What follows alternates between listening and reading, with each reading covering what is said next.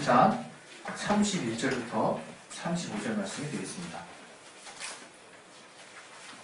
누가복음 7장 31절부터 35절.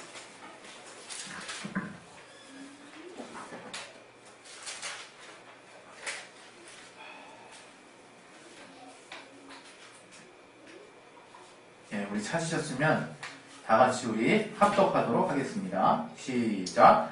가라사대 이 세대의 사람을 무엇으로 비유할꼬 무엇과 같은꼬 비유컨대 아이들이 잠터에 앉아 서로 불러 가로되 우리가 너희를 향하여 피리를 불어도 너희가 춤추지 않고 우리가 애곡을 하여도 너희가 울지 아니하였다 함과 같도다. 친히 왕이 와서 떡도 먹지 아니하며 포도주도 마시지 아니하며 너희 말이 귀신이 들렸다 하더니 인자는 와서 먹고 마심에 너희 말이 보라 먹기를 탐하고 포도를 즐기는 사람이요 세리와 죄인의 친구로다 하니 지혜는 자기의 모든 자녀로 인하여 옳다함을 얻느니라. 오늘 이 말씀 통해서 하나님이 우리에게 깨닫게 해주실 것을 놓고 시간에 우리 예수 한 번 하시 기도하겠습니다. 예수요! 하나님 아버지 깨닫게 하여 주시고 도와주시옵소서. 주시옵소서. 아버지 성령을 충만하게 함께 해주시고 도와주시옵소서. 주께서 함께 해주시고 역사하여 주시옵소서. 하나님 함께 하시는 귀한 인도하심을 받을 수 있도록 성령 충만하게 하시고 도와주시옵소서. 우리가 따뜻한 성령으로 감동되게 도와주시고 아버지 깨닫게 해주시고 도와주시고 역사해 주시고 교회에 주시옵소서. 아버지 붙들어 주시고 인도하여 주시옵소서. 예수 이름으로 기도했습니다. 아멘. 우리 하나님은 공평하신 분이십니다. 그래서 여러분이 행한 대로 갚으신다라고 하는 게 무섭게 다가오시면 안 되는 줄 믿습니다. 행한 대로 갚으신다는 것은 참으로 하나님이 공정하신 분이라는 것이거든요. 제가 이전에도 말씀드렸지만 하나님의 그 긍휼은 그분의 공평하심을 또 우리가 확장해서 우리가 이해할 수 있다고 말씀을 드렸어요. 하나님이 공의로우시기 때문에 그분의 사랑도 우리가 믿을 수 있는 것입니다. 그냥 무턱대고 그냥 나는 불의하고 나는 아무 자격도 없는데 무턱대고 덮는 게 아니에요. 정말 하나님이 공의로우신 분이 그분의 원칙을 초월하지 않으시고 그 옳은 가치를 끝까지 지키시고자 얼마나 많은 부분을 희생하고 헌신하셨는지가 우리에게 감동이 되어야 되는 거예요. 무턱대고 그냥 하나님이 나를 위해서 다 돌아가셨구나 이것만을 가지고 여러분이 감사하실 때가 물론 있죠. 우리가 워낙 사랑이 필요한 자요. 워낙 우리가 많이 눌렸던 사람들이기 때문에 그런 하나님의 일방적인 사랑에 우리가 큰 은혜를 입습니다. 그러나 그 일방적인 사랑의 그 배경에는 하나님의 공의가 바탕이 되어 있는 것이라 이거예요. 그래서 그렇게 정말 있을 수 없는 사랑을 주셨다는 것이 거기서 완성이 되는 것입니다. 이렇게 하나님은 정말 공평과 의가 충만하신 분이거든요. 그런데 우리가 알아야 되는 것은 우리가 이제 죄인이다 해서 죄인된 우리를 생각하고 예수로 의롭게 된 우리를 생각하고 있죠.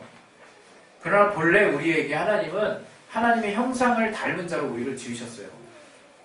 그 하나님의 형상을 닮은 자라는 것은 그 하나님의 성품을 닮았다라는 말도 되는 것이거든요. 그래서 우리가 그분의 성품을 닮은 자라는 거예요. 우리 인류가. 하나님의 성품 중에 가장 특징적으로 말할 수 있는 게 오늘 바로 공평하심이에요. 우리 안에는요 공평함의 가치가 있어요. 요즘 우리가 살고 있는 세상이 어떠한 방향으로 나아가고 있는지를 우리가 한마디로 요약하면요 좀 더 불평등이 없는 세상으로 나아가고 있는 거예요. 좀 더 공정한 세상을 바라는 거죠. 좀 더 공평하게 되기를 바라면서 나아가고 있는 거예요. 좀 더 우리의 이성이 깨고 우리의 지혜가 우리의 지식이 우리의 삶의 지식이 정말 더 많아지면 많아질수록 우리는 좀 더 공정하고 좀 더 공평한 것을 바랄 수밖에 없어요. 우리 안에 또 바랄 뿐만 아니라 그러한 삶을 살아야 된다라고 하는 우리 안에 자각이 사실 있습니다. 그러나 우리는 그 하나님의 공평하신 그분의 의로움 대신에 권력, 힘과 그 공평을 대신할 수 있는 다른 것들로 우리는 이 세상을 살아가고 있어요. 하나님은 우리에게 공평한 삶을 원하셨지만 우리는 우리의 정욕과 우리의 힘으로 하나님이 우리에게 부여하신 가치를 외면하기 시작했어요. 세상이 지금 갈수록 살기 힘들어지잖아요. 과학 문명을 보면 점점 더 살기 좋아지는 것 같고 인간의 수명도 점점 더 늘어나니까 우리가 점점 더 정말 낙관적인 생각으로 더 좋은 세상으로 나아가고 있다고 생각할 수 있어요.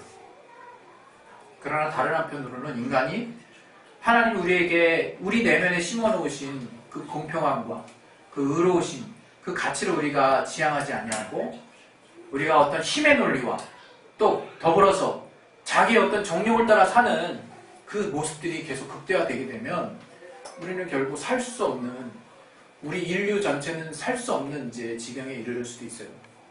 얼마 전에 말씀드린 것처럼 이제 남극 상공에 구멍이 뚫린 이야기는 별로 이슈가 되지도 않죠. 그 성층권이 뚫리고 그 안에 이제 직접적인 태양광선이 이제 뚫고 들어오는 공간이 생기고 빙하가 상당 부분이 높고 또 이 기후상의 기상이변이 생겨서 얼마 전에 지금 수습이 안 되고 있죠.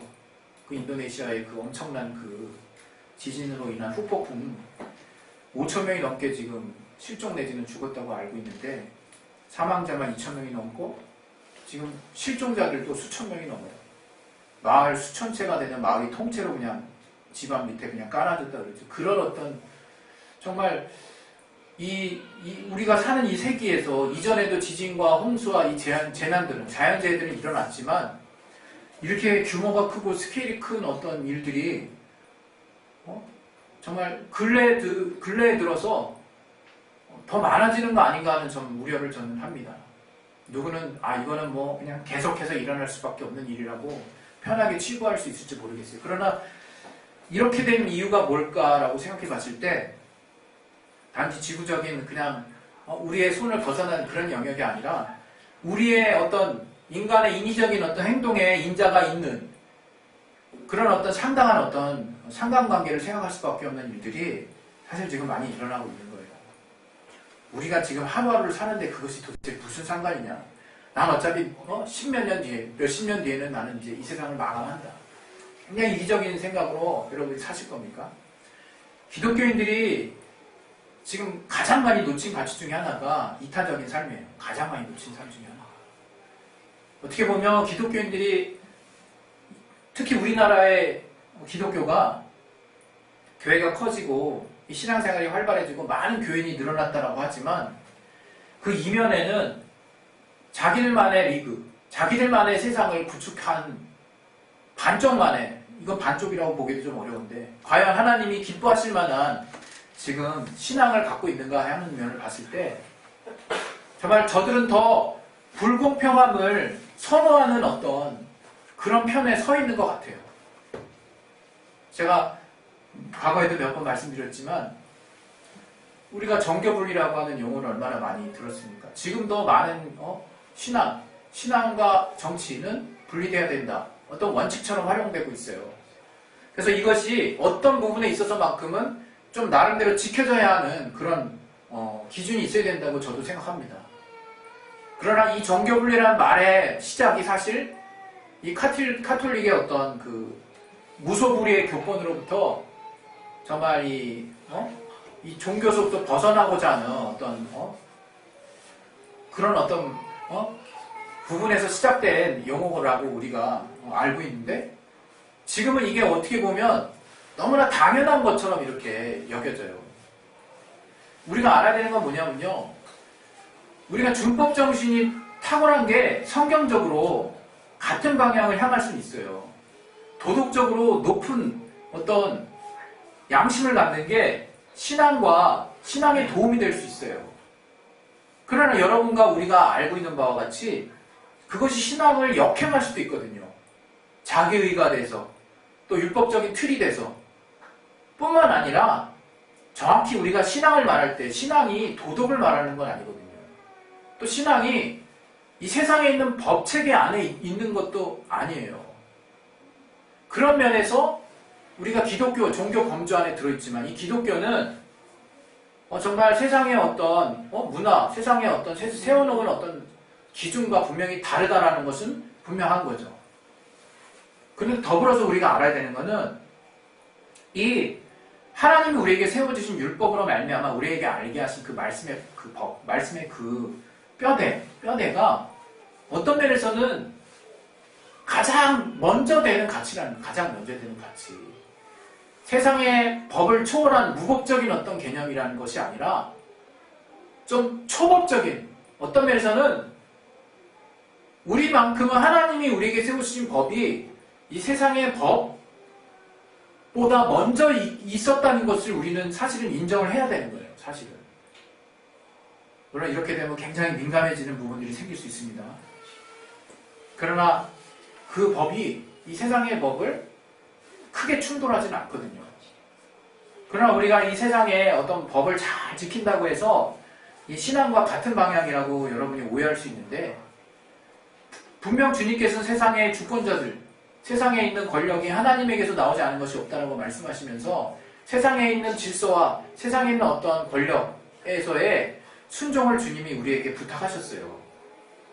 그거면 족한 거예요. 그러나 그런다고 해서 세상에 있는 모든 세상이 옳다라고 말하는 그 기준들이 우리에게 모두가 다 옳다라고 우리가 받아들일 수 없을 때가 있다는 거죠. 기독교가 정치에 관여하면 안 된다라고 하면서도 최근에 이제 큰 교단 위주로 기독교는 오히려 정치에 적극적으로 관여해야 한다면서 무슨 운동이 일어나고 있냐면 애국, 호국, 구국 기도회 뭐 이런 것들을 하고 있어요. 저는 굉장히 민감한 부분이라, 그러면서 나라의 정치가 잘못 가면 기독교인들이 구국 기도회를 열어서라도 집단 행동으로 무언가 우리의 목소리를 낼 수 있어야 한다, 이렇게 이제 주장하는 것이거든요. 저는 이 부분에 대해서 사실 과연 이렇게 하는 것이 저들이 정교 분리의 원칙을 이제 뛰어넘어서 좀 더 기독교가 이 사회에 참여하는 모습인가 라는 차원에서 봤을 때 저는 그는 전혀 그렇다고 보지 않아요. 저는 그 모습이 전혀 그렇다고 보지 않는다는 거예요. 도리어 그것은 저들의 이권과 관련된 집단행동으로밖에 안 보이는 거죠. 제가 누누이 말씀드리지만 기독교에서 가장 귀한 가치는 사실은 주님의 사랑과 헌신이에요. 어떤 면에서는 세상에 우리가 이해할 수 있는 논리에 포함되는 이타정신하고도 비슷하죠. 그러나 제가 앞서 말씀드린 것처럼 이것은 세상의 어떤 것과 비교할 수 없는 주님의, 하나님의 아들 예수만이 하실 수 있었던, 그리고 그분이 지금도 계속해서 우리에게 성령을 통해서 요구하고 계시는, 권면하고 계시는, 감동하고 계시는 초법적인 실천이에요. 초법적인 실천. 그러나 기독교인들이 지금 정교분리를 외치면서, 세상의 참여를 외치면서, 저들이 구국기도회를 외치면서 집단적으로 하는 그 내용의 일면에는 저들이 살겠다, 기독교가 살아야 한다라는 그런 메시지가 담겨있는 것 같아요. 상당히 매너가 없고요. 상당히 다른 사람을 배려하는 마음이 별로 느껴지지 않아요. 단지 종교적인, 하나님이 우상을 싫어하시니까, 또 하나님이 우리가 하나님을 믿는 자로서 하나님을 믿는 그 분위기가, 또 그 신앙이 오그라들면 안 되니까 하는 종교적, 제의적 그런 관점에서만 저들이 세상과 다른 종교를 보는 것 같아요. 여러분, 지금 예수님이 지금 이 시대에 뭐라고 지금 비난을 받는지를 잘 보셔야 돼요. 세리와 죄인의 친구라고 지금 바리새인이 욕하고 있는 거예요. 지금 이 대목에서 주님이 하나의 이야기를 해주십니다. 너희가 딱 피리를 불어도, 또 곡하여도, 애곡하거나 즐거워하거나 아무 것에도 너희가 따라가지 않는구나. 너희가 저들의 어떤 일에 전혀 동참하려고 하지 않는, 이들의 아주 일방적인 불신앙과 어떤 밀어내는 마음들을 주님이 이제 표현하신 건데, 침례 요한을 얘기하지 않으셨습니까? 침례 요한은 나시린이에요. 나시린.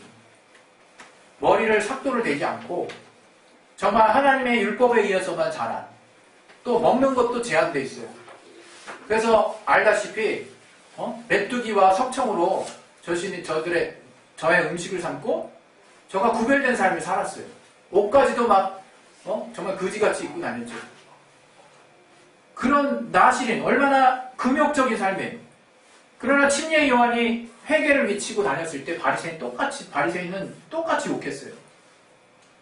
저가 귀신 들렸도다. 침례 요한이 금욕적인 삶을 가지고 저들 앞에 나타났을 때 저들은 욕했습니다. 그러나 이제 예수께서 이 세상에 아주 밀접하게 가까이 붙으셔서 저들이 정말 율법에서 정말 가까이 하기를 꺼려하는 죄인, 또 죄지은 자, 또 세리, 저들이 거부하는 자들에게 주님은 가까이 가셔서 그들과 함께 먹고 마시셨어요. 그때 저들은 이해할 수가 없는 거죠.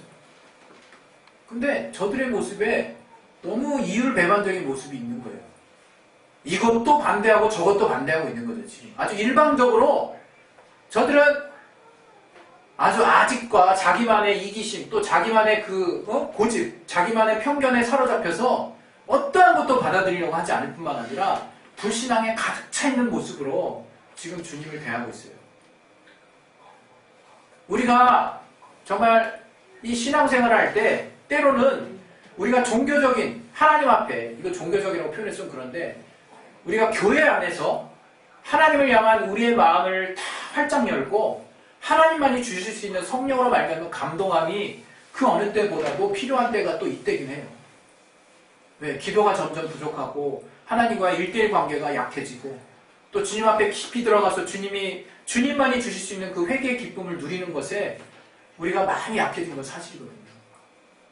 저는 이 부분을 교회 안에서, 교회 공동체 안에서 또 성도들 간에 주님의 몸의 지체들 간에 또 주님과의 관계 가운데 이 교회가 해줄 수 있는 큰 역할이라고 생각해요. 그러나 교회가 해야만 하는 또 다른 역할, 또 더 큰 역할이 무엇이냐? 이제 이렇게 모여진 자들이 이 각자의 삶의 지경으로 나아가서 하나님이 우리에게 알게 하신 그 가치를 어떻게 펼쳐내느냐 하는 것들을 저들이 해야 되거든요. 근데 우리는 이런 종교적인 어떤 그 개념만을 계속 강조해온 저런 신앙생활을 해왔어요. 그러니까 오직 세상과의 만남의 그 유일한 접점은 전도예요. 저는 그것은 잘못됐다고 생각하는 거죠. 전도하기 위해서 저들을 만나요. 그러나 주님의 삶은 그렇지 않았다는 거예요. 주님은 주님의 삶의 모습을 통해서 저들이 예수를 믿는 자로 변할지언정 주님은 이미 저들에게 가까이 가 있습니다. 술을 좋아하는 자라고 그랬어요. 제가 비단 여러분에게 술을 막 권장하는 것이겠습니까? 그러나 주님은 그 당시에 그렇게 오해가 될 정도로 저들과 가까이 지내셨어요. 세리, 죄인, 창녀들, 그 다음에 거기 소외된 그룹들, 그것이 뭐라고 생각하냐면 저는 이게 바로 그리스도인들이 잊어왔던, 정 망각해왔던 공평한, 공정한, 공의로운 삶의 시작이 아닐까 싶어요. 우리가 그동안 예수를 믿는다고 해서 다 단절하고 끊어왔던 세상의 친구들을 이제 다시금 여러분이 만날 필요가 있어요. 아니, 더 적극적으로 만나셔야 돼요. 그리고 여러분이 개인의 어떤 신앙의 양심 때문에 정말 지켜야 되는 가치가 있다면 저들 티가 안 나게 하세요. 저들한테 티가 안 나게. 그걸로 하나님이 이런 구별된 나를 인정하신다라고 으쓱대지 마시고 차라리 보여주지 마시든가 차라리 저들과 같이 되시든가. 그래서 하나님이 저들과 가운데서 더 정말 연결되게 하기 원하시는, 하나님이 전하기를 원하시는, 하나님이 주기를 원하시는, 우리를 통해서 전파되기를 원하시는 하나님이 얼마나 공평하신 분인가를 우리를 통해서 좀 느끼게 해줬으면 좋겠어요. 그러나 지금 기독교는요, 얼마나 불공평한, 얼마나 이렇게 삐딱한 사람들인가, 이렇게 지금 인식되고 있거든요. 저는 비단, 저들의, 정말 악의적으로, 오늘 이 바리새인처럼 이쪽 저쪽 귀를 다 막고 악의적으로 비판한 쪽에 우리도 귀를 기울여보라고 말씀드리는 게 아니에요. 주님은 여기서 두 가지를 말씀하고 있는 거예요.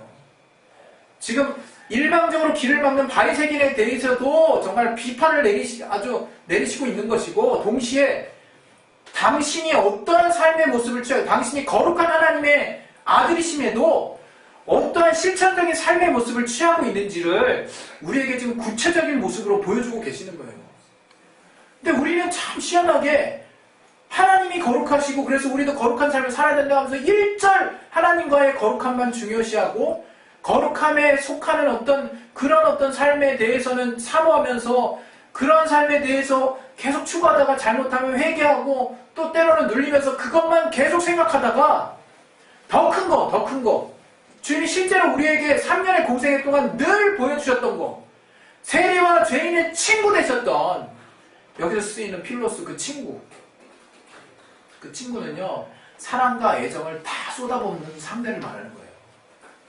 사랑과 애정을 다 쏟아붓는 그런 친구를 말하는 거예요. 실제로 그렇게 보였다는 거예요. 바리새인들이 그렇게 평했다는 거는 예수님이 그런 삶을 사셨다는 거예요. 그러나 주님은 그런 삶에 부끄러워하지 않으셨을 뿐만 아니라 지금 우리로 하여금 그런 삶을 살도록 지금 권면하고 계신다는 거예요. 우리에게. 우린 너무 두려워 많이 했어요. 너무 하나님의 거룩함이 깨지는 거 아닌가? 우리가 정말 이렇게 저들과 함께하면 우리가 더러워지는 거 아닌가? 우리가 저들과 함께하면 우리가 하나님을 사랑하는 마음에 훼손을 받는 거 아닌가? 내가 이래서는 되는가? 그것만 열심히 생각했지 그 반대편은 생각도 안 했어요. 내가 이 모습을 통해서 저들은 얼마만큼 상처받고 저들은 얼마만큼 나랑 다르다고 생각하면서 거리를 두고 저들은 얼마만큼 우리 기독교인들을 또는 믿는 자들을 멀리하면서 그 하나님을 향한 원망과 하나님에 대한 불신앙이 커질 수 있는가는 별로 생각을 안 했다는 거예요. 바라보는 거예요. 지금 기독교인들이 집단 행동을 하는 모습이 그와 같다는 거예요. 그와 같다는 거예요. 저는 동조할 수 없습니다. 솔직히. 제가 단독으로 하나님 앞에 이렇게 이 나라가 뭔가 크나큰 어떤 위협적인 영적인 방해로 인해서 우리가 정치인들의 많은 부분들이 속고 또 그들이 정말 위협적인 상황에 노출된다 하더라도 저는 차라리 골방에 들어가서 기도하는 부분을 택하겠어요. 하나님 두세 사람이 모인 곳에 함께 하신다 하셨으니까 그 믿음의 원리를 따라서 그렇게 기도하고 차라리 우리가 대중 앞에 또는 이웃 앞에 우리의 사람들 앞에 나갔을 때는 과연 하나님의 사랑이 얼마나 위대하고 대단하고 하나님의 공평하심이 얼마나 차별이 없는 것인지를 난 끝까지 보여주고 싶다 이거예요. 저들에게 끝까지 그 끝이 무엇인지를 예수 믿는 자로서 보여주고 싶은 마음이 제 안에는 누구보다도 뜨거워요. 내가 예수 믿으니까 저들은 저렇게 하면 안 된다라고 호통치는 그런 마음이 크기보다는 내가 얼마든지 너희와 함께 할 수 있는 이유는 너희의 죄를 담당하신 주님이 있고 그 죄를 내가 주님의 모습처럼 내가 너희의 허물을 내가 담당하고 싶은 마음이 있고 더불어서 내가 하나님이 헌신하신 분량만큼 내가 부족하지만 너희를 품으로 말미암아 주님이 어떻게 공의로우심 안에서 공평하신 사랑을 모든 인류에게 주셨는지를 네가 나를 통해서 알기를 원한다는 메시지를 우리 모든 그리스도인들이 주어야 한다고 생각해요. 세리와 죄인의 친구는 그냥 나온 어떤 예수님에 대한 상징적인 표현이 아닙니다. 우리 모두가 이제는 우리의 교회라고 하는 굴에서 나오셔야 돼요. 교회라고 하는 굴에서 기도 열심히 하고 거기서 회개 열심히 하고 거기서 성도 간의 교제 풍성히 하고 거기서 하나님의 신령한 은사와 은혜를 깊이 맛본다 한들 저들의 실제 삶에 있어서 저들에게 맞닥뜨리는 많은 관계 속에서 하나님이 드러나지 않고 저들이 그런 하나님의 공평하심을 나를 통해서 드러내고자 하는 의지가 다른 어떤 것에 의해 막혀버린다면 그것처럼 어이없는 삶은 없을 거예요. 여러분 정말 자유하십시오. 그리고 여러분 정말 주님의 가치가 무엇인지를 더 깊이 우리 안에 두셨으면 합니다. 여러분 이것은 내가 내 양심에 결코 반하는 것들이 아니에요. 여러분 우리는 정말 어떤 면에 있어서 너무나 애기 같은 신앙을 그동안 해왔어요. 애기 같은 신앙. 우리 애기들 어떻습니까? 손 하나에 이건 정말 우리가 보기에는 별것도 아니고 여기 그냥 찍하고 빨간색 잠깐 거졌어요. 반짝고 발라도. 그리고 발 잠깐 쩔뚝쩔뚝하고 다니죠. 우리가 그런 외부의 상처에 아주 민감하고 우리를 보호하려고 애쓰는 그 국수주의 같은 그 기독교 단체들만의 그 모습들, 전 더 이상 보고 싶지 않아요. 우리는 그렇게 살면 안 됩니다. 그것이 비단 옳은 가치라면 주님의 방법대로 하세요. 주님의 방법대로. 저는 정교분리 그것을 정말 그런 식으로 이렇게 바꿔내는 지금의 많은 단체들의 그 모습들에 지지할 수 없습니다. 반면에 우리가 이제 정교분리라고 하는 그 용어에서 벗어나서 우리가 세상에 더 적극적으로 나아가는, 또 세상의 정치에 우리가 적극적으로 참여하는 이 사회와 함께 우리가 어떻게 우리의 신앙을 녹여낼 수 있을 것인가를 차라리 더 고민하세요. 나는 기독교인이니까 여기는 안 돼, 저기는 안 돼, 자꾸 이렇게 분리하지 마시고, 기독교인이기 때문에 더 저들과 더 가까이 가야 된다는 사명을 가지시고, 어떻게 하면 내가 저들과 하나 될 수 있을까 더 고민하셔서 저들 안에 우리가 하나님으로부터, 예수님으로부터 배운 귀한 가치를 알려줄 수 있는, 펼쳐낼 수 있는, 실천할 수 있는 그러한 자들이 되시기를 예수 이름으로 축원드립니다. 우리 시간을 기도하겠습니다. 기도하실 때 정말 신앙은 나 혼자에서 자만감, 만족감, 감상, 또 교회 안에서 우리끼리 으쌰으쌰, 또 우리만의 리그가 아닙니다. 하나님 우리의 삶에 또 아주 역동적으로 너무나 힘이 있게 또 도와주시고 계시는 삶의 어떤 실천적인 모습들이에요. 비단 우리가 그것을 일밖에 못한다 할지라도 하려고 하는 의지가 있다면 여러분 잘하시는 겁니다.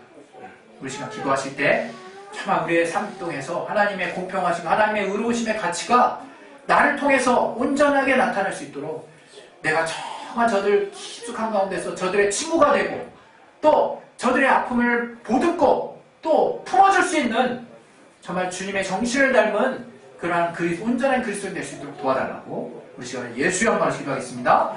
예수여! 하나님 아버지, 우리 하나님 우리에게